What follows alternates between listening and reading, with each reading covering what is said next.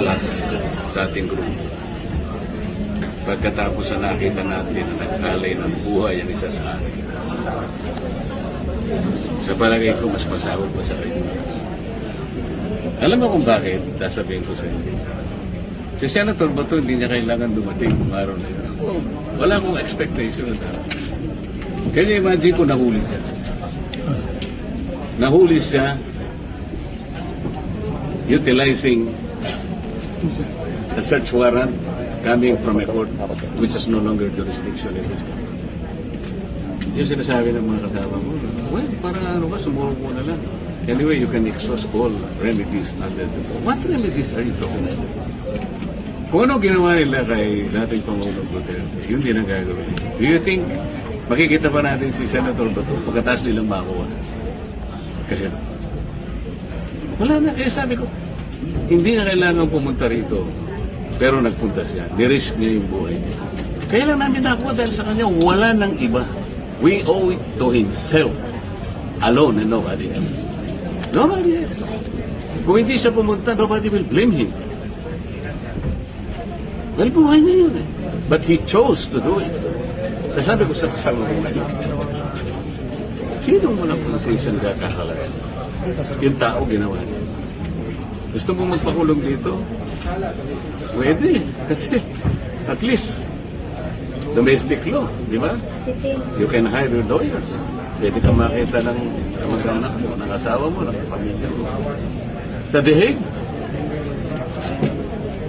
sino tutulong sa ito? Ako nga nakiusap. Makita ko lang si PRRT kasi nandun na ako. Can you imagine? O sige, kung ano lang, makita ko lang. Kung ayaw nyo kung makausap, huwag na. Makita ko lang kahit 5 minutes. So I can wave my hands. Para ipakita ko na niya, Mr. President, I am here. How are you? Nanalis na ako. So, saan ako? Hindi nila ako pinagbigyan. Ganon din ang mangyayari kay Senator Bato. Ngayon, yung mga Pilipinong, lalo na yung mga iba sa inyo, I'm sorry to tell this, lalo na yung mga iba sa inyo, hindi naman lahat, nabayaran. Wala nga sabihin ko to. Akala nila yung warrant of arrest can be enforced. Wala na tayo membership sa ICC, sa Rome Statute. Without the treaty, what will be the legal basis of a warrant of arrest? You tell me. Huwag kayo nagpapapaniwala doon sa mga din, mga abogado nagsasalita ng salita. Nililinlang lang nila ngayon. Anong pinaglapalagi lang sinasabi? Paikot-ikot sila sa Section 17 of Republic Act 1951. Balik-baliktarin nyo doon. Sinasabi niya lahat.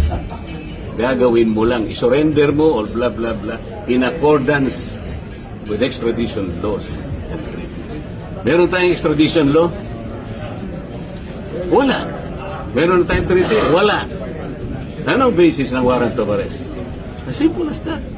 Is there an automatic domestic instrument that will bind our country with that of ICC? You tell me. Senator, sabi mo